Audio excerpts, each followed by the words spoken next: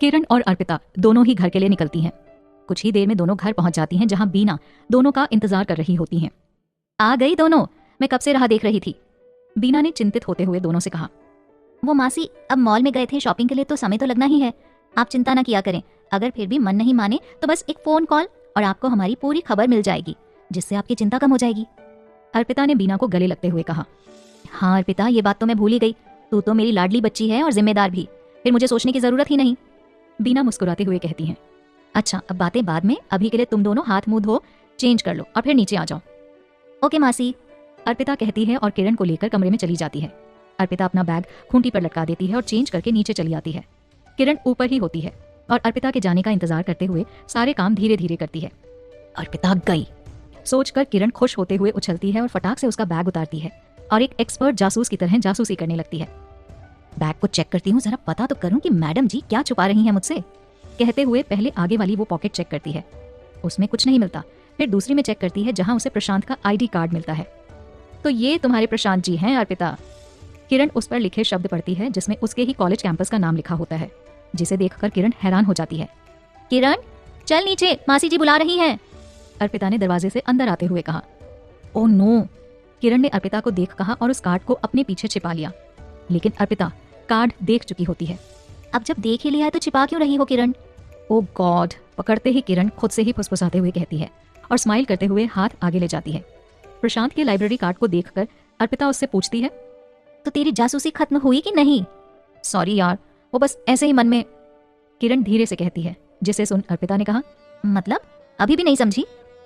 ये कार्ड हमें लाइब्रेरी में मिला था, हम लौटाने के लिए गए तब तक वो जा चुके थे और फिर शाम को जब हम उनसे टकराए तब भी वो जा ही चुके थे, इसलिए हम उनका नाम जानते हैं, समझी कि नहीं? अगर तेरी जासूसी खत्म हो गई हो तो हम दोनों नीचे चलें? अर्पिता किरण से छोटा सा झूठ बोल देती है। हाँ चलो चलते हैं, किरण कहती है और दोनों नीचे चली आती हैं जहां बीना ने दोनों के लिए लंच लगाकर रखा होता है। अर्पिता और किरण चुपचाप खाना फिनिश करते हैं। माँ मेरा खाना तो फिनिश हो गया, अब मैं तो अपने कमरे में जा रही हूँ स्टडी करने, किरण ने कहा और ऐसा कहकर वो वहां से चली जाती है। और मासी हम दादी माँ के पास जाते हैं, अर्पिता ने मुस्कुराते हुए कहा और दया जी के पास चली जाती है। दया जी इस समय बैठी हुई अपने लड्डू गोपाल के कपड़े बनाने की तैयारी कर रही होती हैं। क्या कर रही हैं दादी माँ आप? अर्पिता ने कमरे से अंदर आते हुए पूछा। मैं बाल गोपाल के सुंदर से कपड़े बनाने की कोशिश कर रही हूँ लाली, देख एक बनाए भी हैं। दादी माँ ने हरे रंग के सुंदर से कपड़े दिखाते हुए अर्पिता से कहा। बहुत सुंदर हैं दादी माँ, कैसे बनाया आपने? अर्पिता ने दया जी से पूछा और उसकी बात सुनकर दया जी मुस्कुराते हुए कहती हैं, ये तो बहुत आसान है लाली, चल बैठ, यहाँ मैं सिखाती हूँ तुझे। ठीक है दादी माँ, कहते हुए अर्पिता वहीं बैठ जाती है और ध्यान से देखने लगती है। एक बार देखने के बाद वो खुद से कोशिश करती है और कामयाब भी होती है। अर्पिता आपके घर से फोन है, बीना ने नीचे आवाज देते हुए अर्पिता से बोला। आई मासी, कहते हुए अर्पिता कमरे से चली आती है और घर बात करने लगती है। कुछ देर बात करने के बाद अर्पिता बीना के पास रसोई में चली जाती है। कुछ चाहिए बेटा? बीना ने बड़े ही प्यार से अर्पिता से पूछा। नहीं मासी, वो हमारे करने के लिए कुछ काम ही नहीं था तो हमने सोचा आपकी मदद कर देते हैं। वो क्या है ना कि हमें कुछ ना कुछ काम करते रहने की आदत है। अरे ये तो अच्छी आदत है बेटा, लेकिन यहाँ पर कोई भी काम करने के लिए नहीं है, यही एक काम है रसोई का। अब इसमें भी आप मदद करेंगी तो फिर मैं आलसी हो जाऊंगी, है ना? इसलिए आप बस अपनी पढ़ाई और कोचिंग पर ध्यान दीजिए। अगर फिर बोर हो रही हो तो फिर एक काम कीजिए, आप कोई भी एक क्लास ज्वाइन कर लीजिए जिससे आपको खुशी मिलती हो, बीना ने चाय गैस पर चढ़ाते हुए कहा। मासी वो भी कर लेंगे, लेकिन अभी हमें आपकी मदद करनी है, अर्पिता ने कहा और रसोई के काम में वो बीना की मदद करने लगती है। इतने में ही शाम हो जाती है और हेमंत जी भी अपना ऑफिस का काम निपटाकर घर आ जाते हैं। उनके हाथ में ऑफिस बैग होता है जिसे बीना जी लेकर सोफे पर रख देती हैं।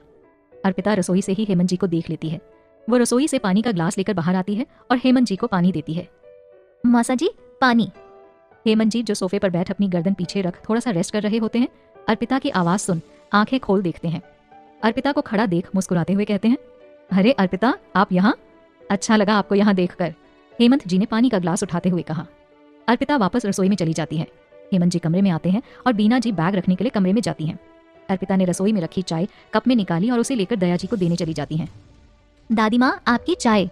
अर्पिता ने चाय का कप टेबल पर रखते हुए कहा। आप ले आई अर्पिता, कब से इसकी तलब लग रही है, दादी ने कहा। हाँ दादी माँ, वो मासी ने चढ़ा दी थी, तब तक मौसा जी भी आ गए तो हम ले आए आपके लिए। ठीक किया लाली। ठीक है दादी माँ, हम अभी जाते हैं, वो हमें अभी पढ़ाई करनी है। ठीक है लाली जाओ, दादी ने कहा। और इतना सुनते ही अर्पिता वहां से चली जाती है और कमरे में जाकर अपनी किताबें निकालकर पढ़ने लगती है। किरण भी कमरे में ही होती है और किताबों के साथ घेरी हुई बैठी होती है। उधर बीना जी हेमंत जी से अर्पिता के एडमिशन के बारे में बात करती हैं, जहां हेमंत जी उन्हें बताते हैं अर्पिता का एडमिशन कल करा देंगे, कॉलेज भी देख लिया है, अब आप निश्चिंत रहिए। और हाँ, अर्पिता से कह देना कि वो कल सुबह 10 बजे तक तैयार हो जाए, कॉलेज निकलना है एडमिशन के लिए। ठीक है जी, हम बोल देंगे बच्ची को। वैसे मुझे एक बात और कहनी थी आपसे, बीना ने बिस्तर की सलवटें ठीक करते हुए कहा। हेमंत जी जो उस समय अपने फोन की नोटिफिकेशंस को देख रहे हैं, वो कहते हैं, हाँ कहो बीना, क्या कहना है? वो मैं सोच रही थी कि जब अर्पिता यहाँ रहेगी, क्लासेस तो वो अटेंड करेगी ही, तो इसके साथ साथ क्यों ना वो कोई और क्लास अटेंड कर ले, जैसे कि म्यूजिक का कोई इंस्ट्रूमेंट सीखने की क्लास या फिर कोई डांस क्लास, जिससे उसका भी मन लगा रहेगा।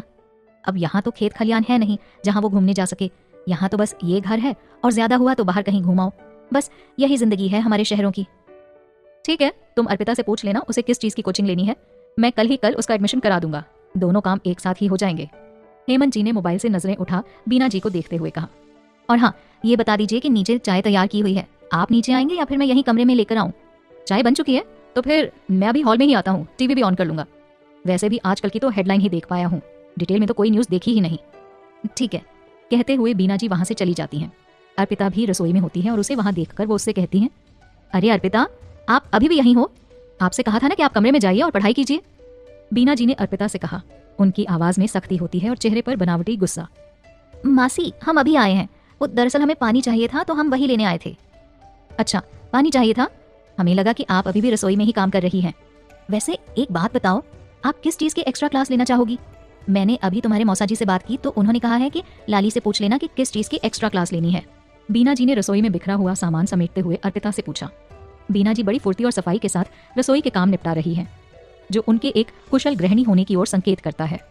मासी जी, हम आगे पढ़ लिख कर म्यूजिक के प्रोफेसर बनना चाहते हैं, हमें इसी फील्ड से रिलेटेड ही कुछ सीखना है, बस यही हमारा सपना है। अर्पिता बात करती जाती है और अपनी मासी को देखा देखी काम भी करती जाती है। बातों ही बातों में वो सिंक वाली जगह साफ कर देती है और हाथ धोकर फ्रिज में से पानी की बॉटल्स निकाल लेती है। वो सब ठीक है लाली, मैं सोच रही थी कि आप इसके साथ साथ कुछ और भी सब्जेक्ट सीखो, जैसे कि एक्टिंग, डांस, सिंगिंग, कोई स्पोर्ट्स एक्टिविटी, ऐसा कुछ, इसीलिए मैंने आपसे पूछा। मासी, आपका सोचना बिल्कुल सही है, लेकिन हमें म्यूजिक की प्रोफेसर ही बनना है, तो इन सब का सीखना थोड़ा जरूरी भी है। फिर भी अगर आप इतना जोर दे ही रही हैं तो इस बारे में हम सोचकर बताते हैं आपको। ठीक है लाली, अभी तो टाइम है, जरा सोच लो, तब आराम से बता देना। बीना मुस्कुराते हुए अर्पिता की तरफ देखते हुए कहती है। जी मासी, कहकर अर्पिता वहां से अपने कमरे में चली जाती है। सारा दिन बिजी रही, इसलिए उसका मन भी लगा रहा। अब कुछ देर के लिए वो फ्री होकर किताबें खोलकर पढ़ने के लिए बैठी है। पढ़ते हुए उसकी नजर टंगे हुए दुपट्टे पर जाती है और मन में फिर से प्रशांत जी के कहे वो 3 शब्द घूमने लगते हैं। वो सोचती है, कुछ तो है उनमें जो हमें उन्हें भूलने नहीं दे रहा है, वरना हमारे मन में ये ख्याल नहीं आता कि उसकी याद के लिए ही उसका लाइब्रेरी कार्ड अपने पास रख लें। वो कुछ क्या है ये हम समझ नहीं पा रहे हैं, लेकिन कुछ तो खास है उनमें। अर्पिता खुद से ही बड़बड़ाती है। किरण उसकी इस हरकत को देख रही होती है, लेकिन उससे कुछ नहीं कहती है। वहीं अर्पिता एक बार फिर से कोशिश करती है पढ़ने की, तो उसके सामने प्रशांत जी का चेहरा आ जाता है, जो उसने मॉल से निकलते हुए देखा था। जब मन नहीं लगता है तो कमरे में ही वो टहलने लगती है और कुछ देर बाद उसे नींद आ जाती है और वो नींद के आगोश में चली जाती है। दिन निकल जाता है और अगले दिन अर्पिता हेमंत जी के साथ कॉलेज के लिए निकल जाती है। हेमंत जी उसे लखनऊ के अच्छे कॉलेजेस में से एक में लेकर जाते हैं और म्यूजिक सब्जेक्ट में उसका एडमिशन करा देते हैं। हेमंत जी, अर्पिता लाली, आपका एडमिशन तो हो गया, अब चाहें तो आप अभी से ही क्लास ले सकती हैं या फिर चाहें तो कल से भी आ सकती हैं। अब आप बताइए, आप क्या चाहती हैं? मौसा जी, अगर अभी टाइम है तो हम आज से ही अटेंड कर लेते हैं। वैसे भी कहा गया है कि नेक काम में देरी नहीं करनी चाहिए। ठीक है लाली, फिर मैं निकलता हूँ, तुम्हें रास्ता तो समझ आ गया है ना? हेमंत जी ने कुछ पैसे अर्पिता को देते हुए उससे पूछा। जी, हम समझ गए मौसा जी, हम घर पहुंच जाएंगे, आप चिंता ना कीजिए। अर्पिता ने पैसे लेते हुए हेमंत जी से कहा। ठीक है, ये कह हेमंत जी वहीं से वापस चले जाते हैं और अर्पिता क्लासरूम के लिए बढ़ जाती है। अर्पिता अगस्त में आई होती है, जिस कारण उसका थोड़ा सा सिलेबस छूट गया होता है। वो जाकर एक सीट पर बैठ जाती है जिस पर पहले से ही एक लड़की बैठी हुई होती है। वो थोड़ी परेशान होती है। अर्पिता उसे परेशान देखती है, लेकिन अभी उससे कुछ पूछना उसे ठीक नहीं लगता, तो वो उससे बातचीत करने की शुरुआत करती है।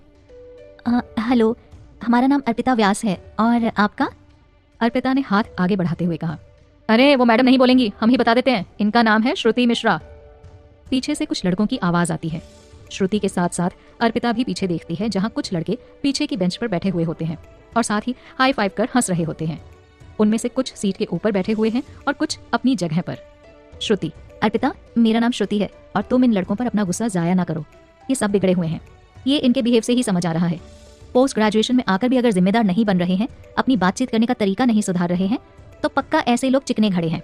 इनसे कुछ भी कहेंगे इन पर कोई फर्क नहीं पड़ेगा, बल्कि उस घड़े से छिटके हुए पानी से हमारे ही दामन दागदार होंगे। तुम समझ रही हो ना मैं क्या कह रही हूँ? श्रुति ने धीरे से कहा, जिससे कि वो लोग उसकी बात सुन ना पाए। ठीक है श्रुति, तुमने पहली बार हमें रोका है तो इस बात का मान तो रखना ही पड़ेगा। अच्छा, क्या हम दोस्त बन सकते हैं श्रुति? अर्पिता ने दोस्ती का हाथ आगे बढ़ाते हुए कहा। अरे हम भी हैं यहाँ, हमसे भी पूछ लीजिए थोड़ा। पीछे से आवाज आई। इस बार अर्पिता चुप नहीं रही। श्रुति के मना करने पर भी वो उन लड़कों के पास पहुंच जाती है और उनकी तरह बिंदास हो सीट पर बैठ जाती है और कहती है, लगता है बड़ा इंटरेस्ट रखते हैं आप दूसरों के मामलों में पढ़ने में। हाँ, आगे बैठे दो लड़कों ने दांत दिखाते हुए कहा।